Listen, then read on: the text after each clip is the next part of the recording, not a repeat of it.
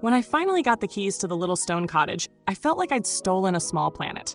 It was the sort of place people put in home decor magazines and sigh about, not the kind of thing my family assumed I could or would buy. I moved like a woman who'd been practicing solitude for a decade, measured, careful, decisive. This cottage wasn't just a house. It was a contract I'd written with myself. No more being everyone's emergency fund. No more living in the margins of other people's plans. It was mine. I could finally put the kettle where I wanted and leave the curtains closed until I decided otherwise. I pulled up in the driveway on a late summer afternoon, 2 boxes in the back of my tired sedan, and the key still warm in my palm like a chastening promise. The garden smelled of crushed thyme. Sunlight pooled in the kitchen where the cabinets were exactly the wrong color for the realtor's staged photos. Perfect in its wrongness. I pushed the front door and found the living room full of other people's laughter. There was Janet, my mother, who has the uncanny ability to make any situation sound like a long-term plan disguised as love, sitting on my new sofa, an arm looped through a casserole dish. Behind her, like some unfortunate extra in a family sitcom, was Maya, my sister, already discussing where the crib might go. They looked up when I came in, their faces folding for half a breath into surprise, and then, with the competence of people who have rehearsed an improvisation, into a blend of flustered charm and entitlement. Maya smiled the way someone smiles when a bank teller opens a vault for them. Janet's casserole dish wobbled like a prop. "Summer!" Janet said, like she hadn't known where I was for months. We didn't know you'd be back so soon. How is it? Isn't it lovely?" "It's my house," I said. The words should have landed like a bell, clear and factual. Instead, they thudded into the carpet where a dozen imagined conversations were waiting to be edited on their phones. Maya had my key on a ring between her thumb and forefinger.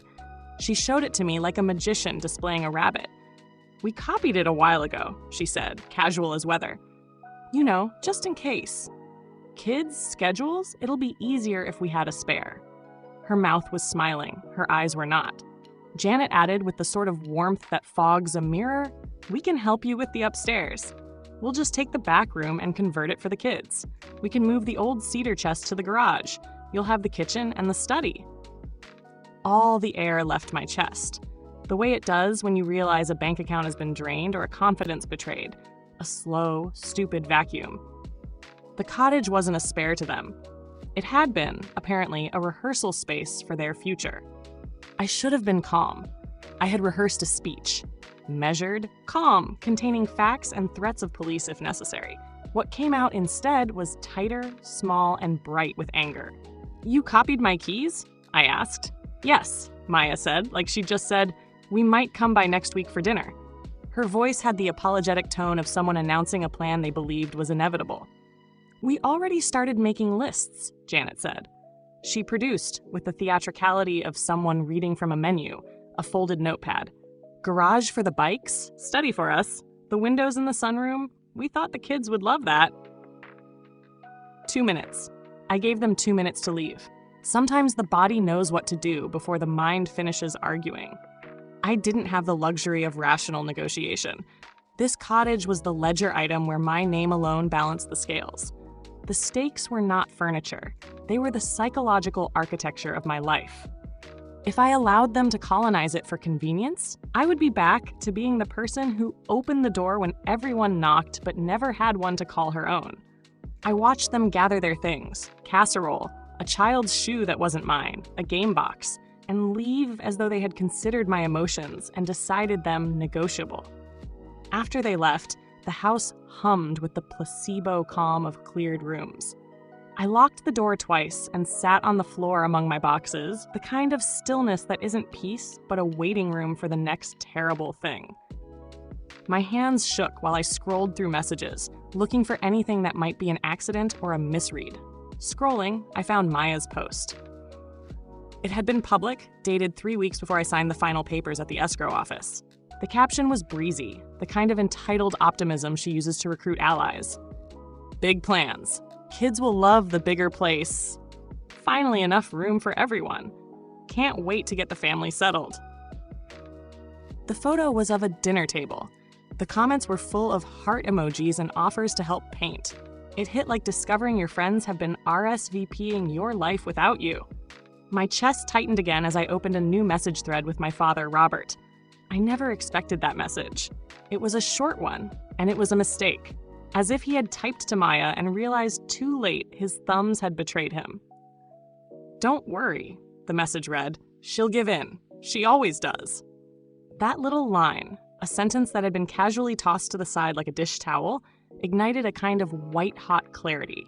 It wasn't about the cottage being big enough for a crib.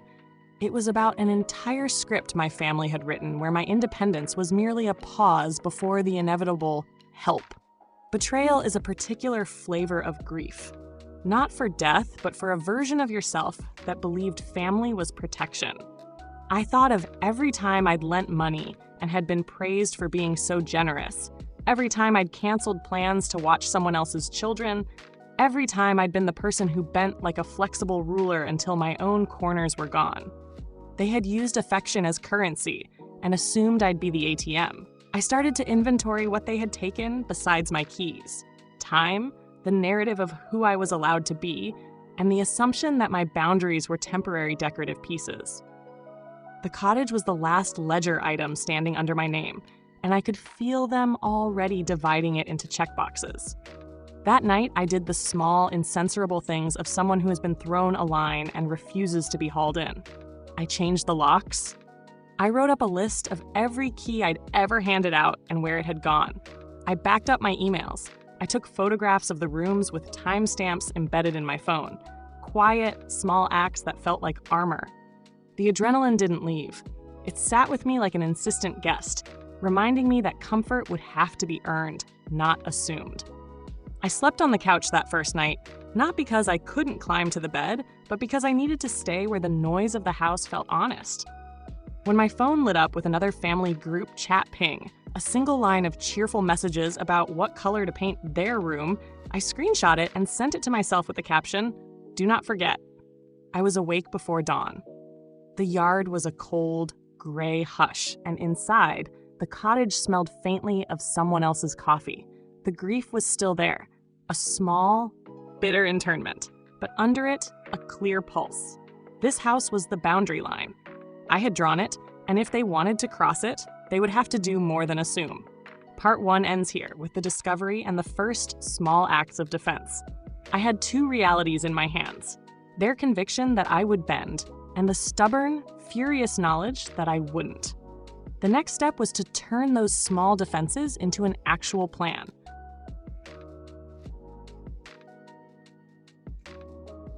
They called it a family dinner. They placed the words like a velvet rope around what was actually an ambush. I agreed because refusing would let them frame me as dramatic, and because sometimes you have to sit through someone's theatrics to see the script in plain print. We met at my mother Janet's house. I arrived with a salad and the kind of polite smile you learn to deploy like a tool. The table was set for 6, placemats perfectly aligned like militia.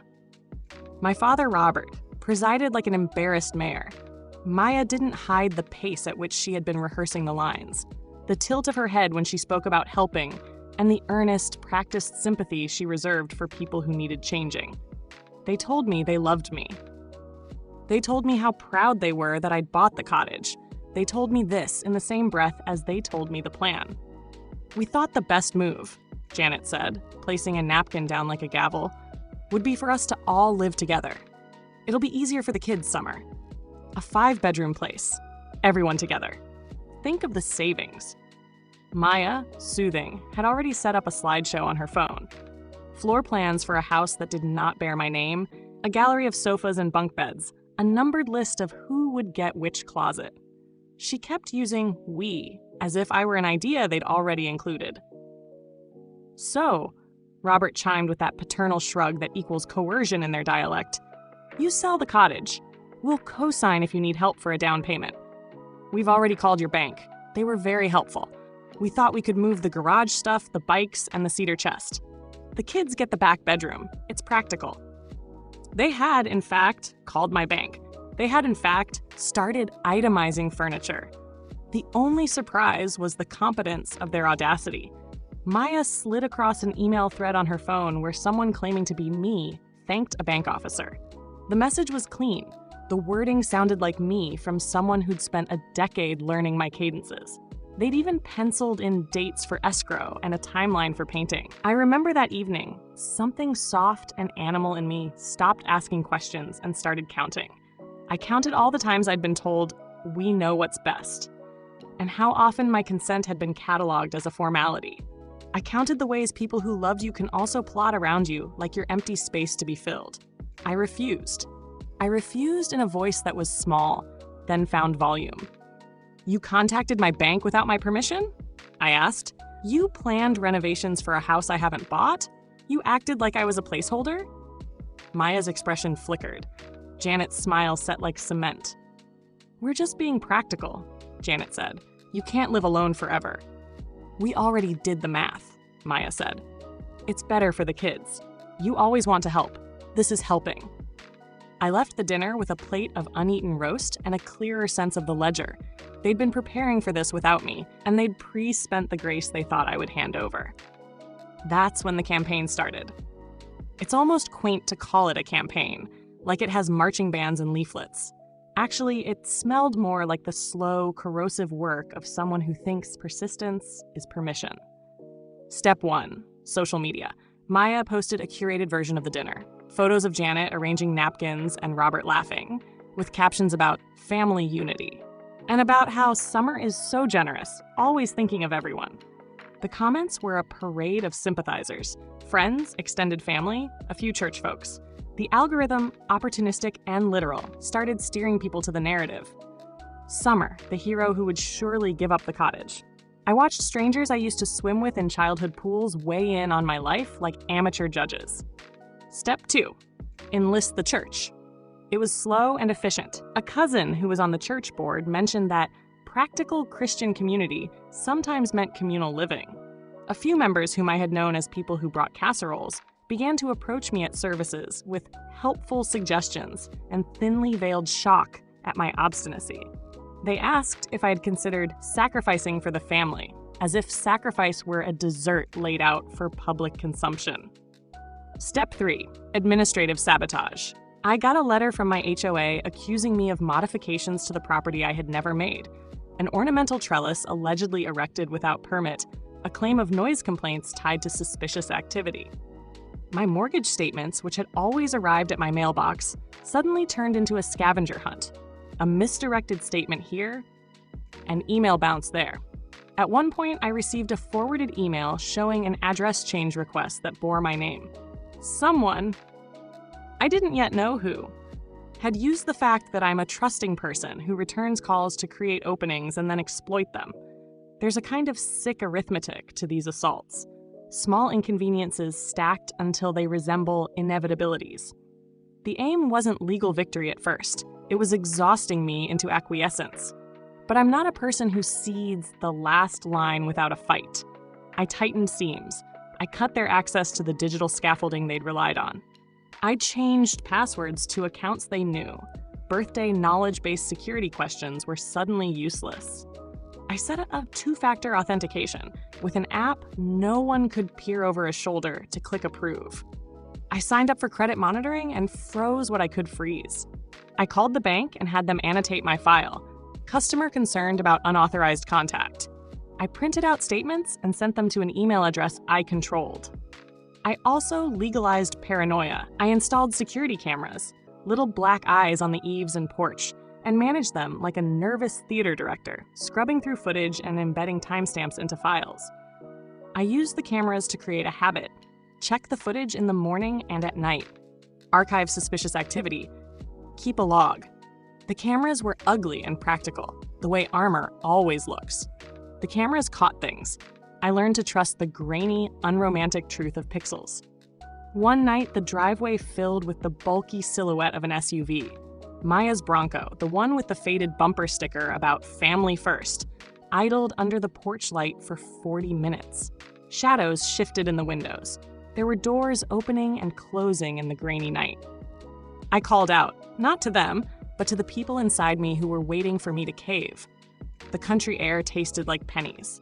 When I called the police, it was not with melodrama, but with clear, factual sentences. "There is an unauthorized vehicle on my property," I said, and I gave them the house number. The operator's voice was kind and procedural, which was exactly the tone I needed.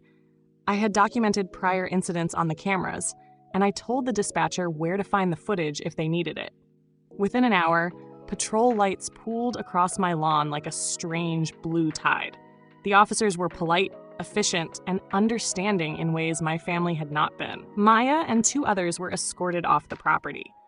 They left with the same composure with which they'd arrived, like people who'd been doing favors for themselves. The officers took statements. I stayed in the doorway as they wrote down what I said, my body humming with a strange mix of vindication and shame. Shame that it had come to this, and a fierce relief that the law had done what my family refused to respect, treat my boundaries as actual lines. After that night, things shifted. The intimidation continued, nasty comments online, anonymous letters, but the brazen attempts to occupy my property themselves seemed to falter. The cameras and the police had, absurdly, formalized what my words alone could not. One of my oldest friends, Ezra, came over with a lawyer friend and a stack of legal pads. He helped me draft a cease and desist letter. I learned that there is great cold comfort in formal language. The letter said, plainly, "Stop contacting me about the cottage. Remove all access to my accounts. Cease entering the property without permission." It referenced the police reports. It was not dramatic. It was a hammer in paper form. My coworkers, people I knew primarily as efficient collaborators around marketing decks and coffee runs, became an unlikely phalanx. Ava, Ben, and Rosa, who had been with me through late-night deadlines and shared bagels, started arriving at my door at odd times, sitting in a line when Maya's friends tried to knock. They would stand there, arms folded, politely blocking any attempt at just popping in. It felt ridiculous at first, having the people from accounting act like bodyguards, but their presence was a cultural sledgehammer. You could not casually claim that I was the one being unreasonable when 3 professional colleagues were literally on my porch. Extended family also slowly chose sides. My Uncle Harris, who had never been silent when injustice was served to others, called Maya out in a family group chat. Aunt Lila, who had been an ambiguous presence in the earlier weeks, messaged me privately with something that felt like redemption. "I'm sorry I didn't see it. I'll be there if you want." Their involvement was small but significant, a reminder that people can be complicated, but still land on the right side when facts are presented. There were nights I felt like a fortress commander, small, petulant, and very human, cataloging every scrape and casting shadows. There were other nights when I sat in the dark and felt a grief so deep it tasted like winter. But the tide had turned from free-floating assault to a war of documents and spectators. Every time someone tried to thread the needle of my generosity into a noose, I countered with evidence. Bank logs, screenshots of planning posts, timestamps from my camera. Paper and pixels beat charm and assumptions. The cease and desist worked in the sense that it raised the stakes. It made them realize the campaign had legal consequences. It made them pause. I knew legal letters aren't magic.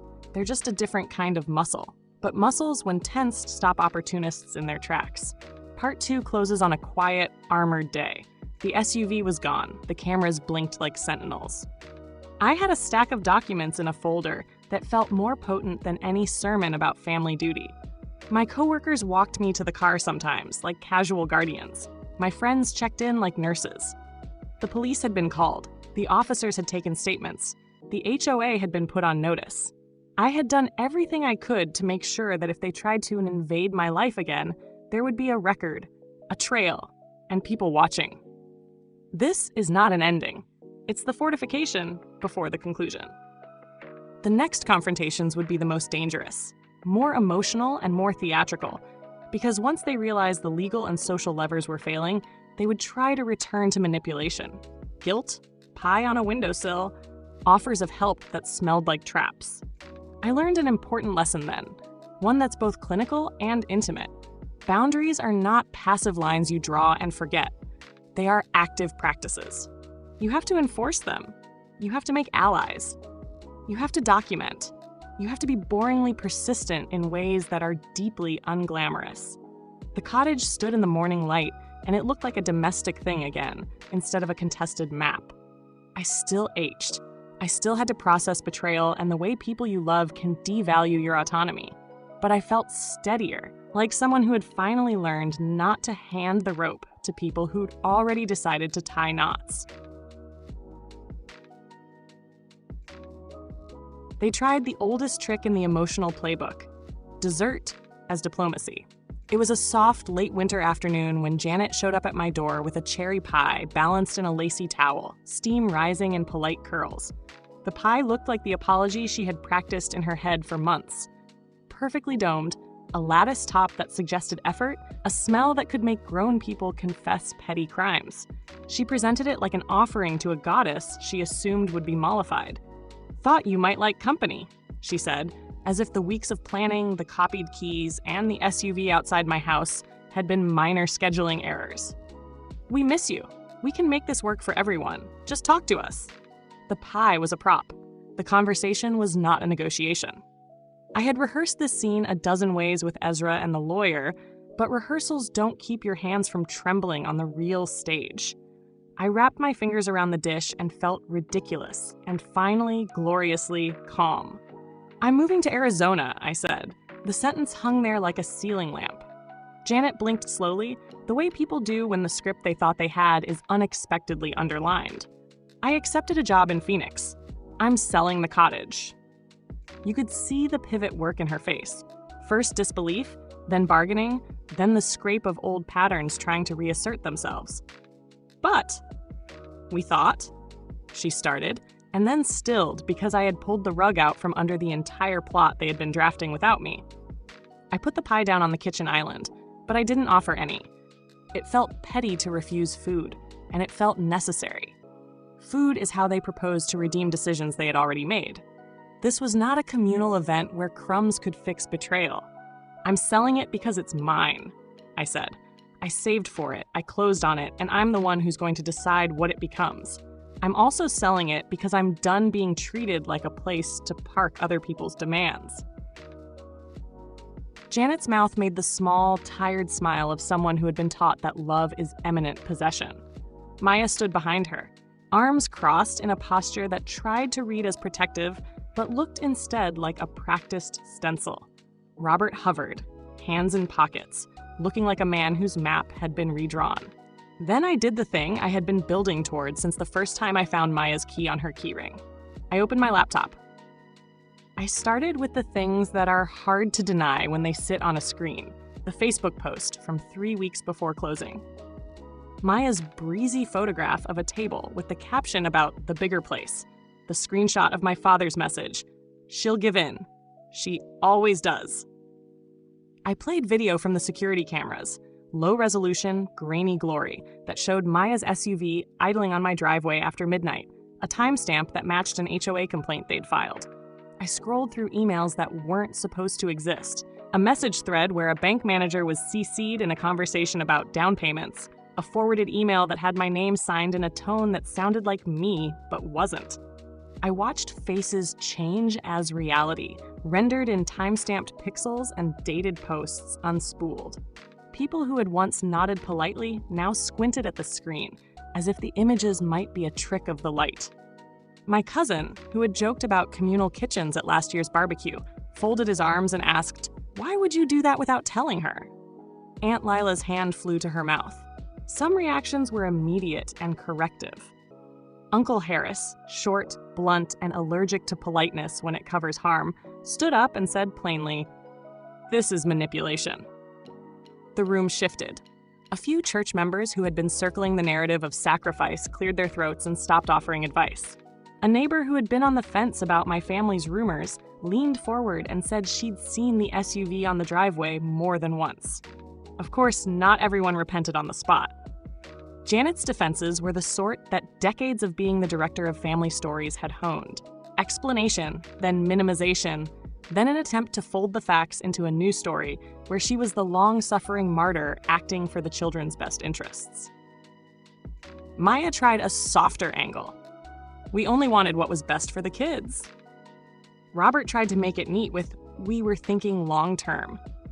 Their attempts at reshaping reality into benevolence made them sound small, and that smallness was instructive. I could feel the room doing that thing families do when the scaffolding of their comfortable myths starts to creak. Some people scramble to shore up the old beams. Others slowly walk away from them. I watched family members exchange glances that said, without formality, who was going to be on which side of a new fence. The climax was less dramatic than I'd imagined, and more satisfying for that fact. It wasn't fireworks, it was documentation. The footage and the posts did two things at once. They stripped the armor off the justifications, and they gave my relatives a choice to see what had been done in the light. Some apologized privately that day. A few sent awkward texts. Several relatives, not all, but enough, told my parents that they had crossed a line.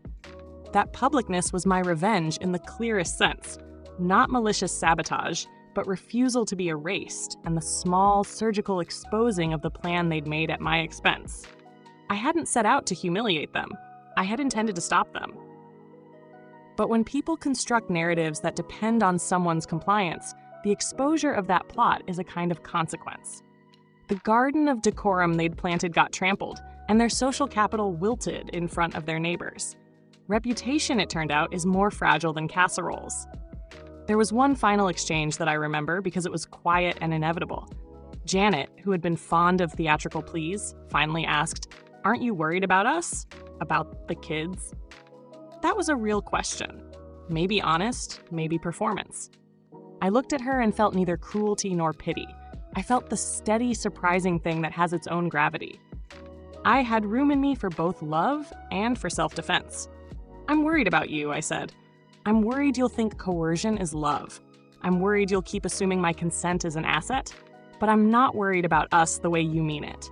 I'm worried you won't learn that boundaries are how people grow." She ate the rest of the sentence like lemon. The pie sat on the counter, untouched and cooling. Selling the cottage was not surrender. It was a choice. There were sleepless nights before I signed the listing, and a small grief that surprised me with its edges. I had loved that cottage like a stubborn animal, and letting go felt like an ending and a mercy. I met with the realtor, signed papers, and negotiated a clean sale that protected my privacy and my finances. The offer that ultimately sold it came from a young couple who wanted to fix the garden. I walked them through the rooms one last time and handed them a key that had my name written on a sticky note. It felt right to hand it over on my terms. I accepted the job in Arizona because it was the beginning of a life where the center of gravity was mine. The job was good, with people I liked, and a salary that finally let me breathe. I found an apartment with a small balcony and succulent plants that require stubbornness rather than daily devotion. A practical metaphor for recovery. The first months in Phoenix were a patchwork of small delights and necessary practices. I learned that desert light is excellent for reading, that strangers in cafes are less invested in your life story than relatives, and that making new friends takes the same quiet courage as enforcing old boundaries. Ezra drove my couch across state lines. Ava and Ben pitched in for the moving company as a present. My coworkers threw a housewarming party where the music was loud and the questions were about my new job, not my family drama. I made a rule: no unscheduled visits, no unapproved key copies, and no living under someone else's timeline. I gave my family a contact window, a regular 2-hour slot once a week for calls, and they could take it or leave it. That container was small, inflexible, and merciful. It let me test whether they really wanted connection or only control. Many of them chose the latter and then wondered why I was distant. 1 year later, I could tell you the exact street where I'd planted a citrus tree in my yard, and I could tell you the names and subtleties of people who had become my chosen family. My manager, a woman named Lila, not my aunt, celebrated my work in ways my old family never had, with direct praise and promotions. My neighbors, a retired teacher who bakes bread and a barista who runs a weird book club, became emissaries of steadiness.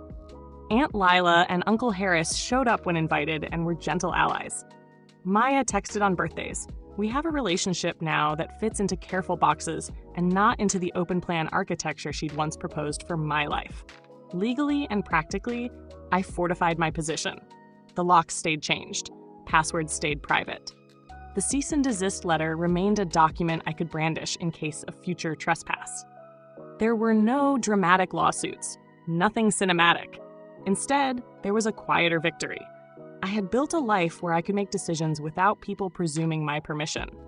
That is revenge enough for me, a life that stubbornly adheres to my own terms. Reflection is a dangerous thing. It can turn into self-congratulation if you aren't careful. But here's the honest ledger. I lost a house I loved, and I gained the knowledge that I was not a passive plot point in someone else's narrative. I saw the faces of people I thought I could trust and learned to accept their limits. I also found unexpected kindnesses, co-workers who became anchors, a legal letter that did what words alone could not, a community that wanted me for what I was, not what I could provide. Poetic closure arrived not as a dramatic showdown, but as a small, sharp moment. A year after I left, a neighbor sent a photograph.